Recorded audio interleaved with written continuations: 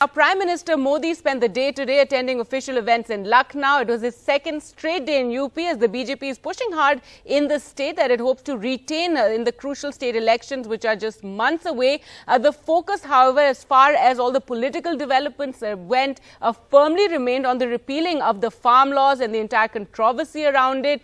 BJP MP Varun Gandhi, who's been increasingly offering views divergent from his party, posted a letter online to the Prime Minister. It was addressed to Prime Minister Modi, in which he listed 4 big demands following the centre's surprise cancellation of the controversial farm laws. He's reminded the Prime Minister that over 700 farmers would have still been alive had he taken the decision earlier. He's also demanded 1 crore compensation for those who died during the protest. He also demanded that all politically motivated cases filed against farmers be dropped and their demand about the minimum support price be looked at. He also raised the issue of the deaths of farmers in UP's Lakhimpur last month, calling the entire incident a blemish on our democracy.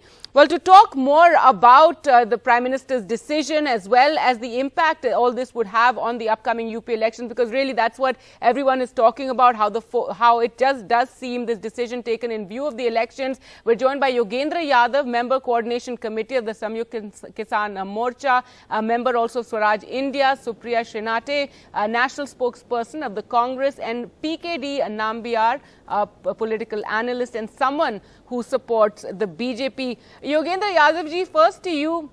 We know tomorrow the farmer unions are going to be meeting and taking their decision, but what is the impact you feel this move of the Prime Minister's will have on the ground in UP? Is it going to convince farmers? Is it going to convince voters? There was a time when I used to do this election analysis. Fortunately, I don't do that anymore. I would simply imagine that the voters would not simply look at the fact that the Prime Minister has repealed these 3 laws or has promised to do so. They would also remember that it took the Prime Minister more than almost 1 year to do so. They would also recall the fact that when the unconstitutionality of these laws was quite evident, despite that the government went ahead with it, they would remember all the things that the farmers were dubbed as terrorists, Khalistanis, Pakistanis, agents of Congress, Dalal and Adatiya. I guess farmers don't forget these things. So when the Prime Minister does go back, and of course it is a major retreat from the government, and it is a very welcome crack in that whole facade of omnipotence that this government has created. They would see it as a tactical retreat. They would see it as a political move. And they would see it as a sign of weakness and growing unpopularity of the government. I don't think this is going to convince the farmers that this government is pro-farmer, because that is something they have seen. If the government was pro-farmers, the least they would have done was to consult the farmers before they brought these bills. If the government was pro-farmers, the government would have known last year in October and November that the farmers didn't like it very much. They could have withdrawn it at that point.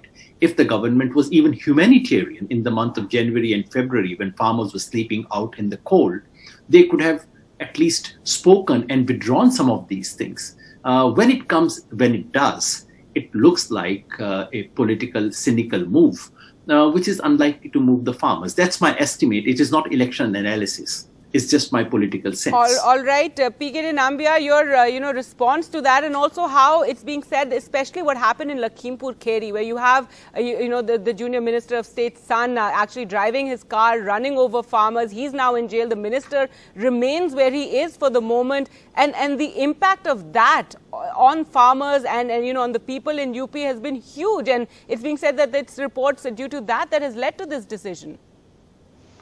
So I don't agree with you on that, because there was multiple reasons for this decision. In fact, the Prime Minister himself has clearly mentioned during his address that it is a very well intended, which is required to have this reform on the agriculture reform is one of the must for this country, for the farmers, of the large amount of farmers to come up in the ladder.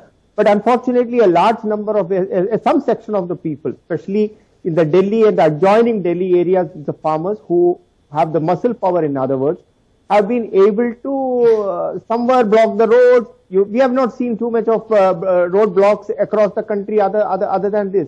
So I have been a great supporter of this particular Yeah, it was meant as a move to pressurize the government. It's the seat of the government. So yes, farmers did arrive from all over to Delhi. Gagi, I am saying that it is of course the democratic rights of the people who do not agree to this particular laws which has been passed. And I think finally the government has taken a decision that the Prime Minister, he could have simply announced it through a press release, but whereas the Prime Minister addressed the nation and said such an emotional way, conveyed to the people that yes, if कुछ भूल अगर हमसे कुछ भूल हो गया या हमारे से कुछ रह गया होगा तो इससे और क्या कर सकते हैं? This is the best way. The true statesmanship is what he had shown to the. All right, Supriya. Let me get Supriya in here. Supriya, your comments on this. Congress, of course, is observing Kisan, Vijay Devas, etc. But with this move, the BJP in Uttar Pradesh, perhaps, again, the impact on the voters, and it could become acceptable to certain smaller parties and as an ally in the elections. The RLD, Samajwadi Party, tie-up is not final yet. I just want to make a brief comment before I want to talk about electioneering.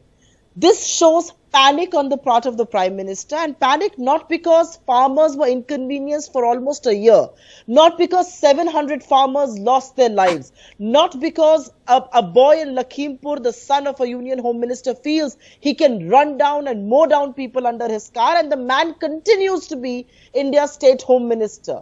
He's panicking because he is seeing an impending loss in elections, and in an election as crucial as Uttar Pradesh. This is not a change of heart. What is he emotional about? Not a word about 700 lives lost that could have been saved. You are telling me these are good reforms. Who is going to trust the Prime Minister? Because the same BJP leaders are today saying, once the UP elections are over, we will bring back these laws. This government runs on ordinances, but they're going to wait for the winter session so that these laws can be taken back. You've just extended the tenure of ED and CBI director through ordinances. Who are you trying to fool? And Gargi, now to answer your question directly, if anybody believes that electorate in India is so gullible and so vulnerable and so stupid that you make them suffer for a year, you take on India's farmers yet again after land acquisition where you had to do an about turn and people will go and vote for you, he's really, he's perhaps daydreaming. I will only say one thing. 700 farmers have lost their lives. People were mowed down in Lakhimpur. The man continues to be the Union State Home Minister. If you have any shame, sack your minister tonight, not tomorrow morning. PK Nambiar, this is something the BJP's own MP, Varun Gandhi, has written this letter and made it extremely public, in which he's asked for the same thing. In a democratic party, I believe that people who have got an opinion should have the rights to raise their voice. And I think if Varun Gandhi is he is not just an MP of a party, he is also a citizen of right. He has got some concern. Why not? Maybe yes. I am a great.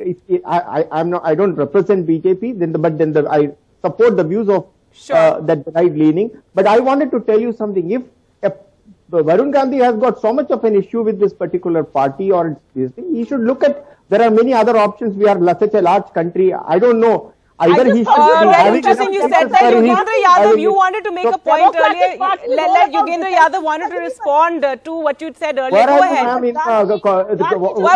Let Mr. Yogendra Yadav respond. Yes, go ahead. It was amusing to hear about democracy from Mr. Nambiar about the BJP. Well, yeah, I thought Mr. Nambiar did not do much justice to the Prime Minister of the party he supports, because he seemed to be suggesting that there were some muscle men from nearby states. And are you suggesting that the Prime Minister has buckled under muscle men? I mean, you're not surely doing justice to the Prime Minister. Also, the whole defense that you put up seems rather odd to me. The Prime Minister did not say humse galti hui hai. You probably didn't hear the Prime Minister very closely. I did. The essence of what the Prime Minister said was, you are an idiot, but I apologize. That's what he was saying. Well, he did say, I apologize for not being able to convince a section of the farmers. I'm sorry, I'm completely out of time. I apologize here. We're completely out of time right now. Thank you so much for joining us with your comments on the show today. Thank you all for watching at home. Goodbye.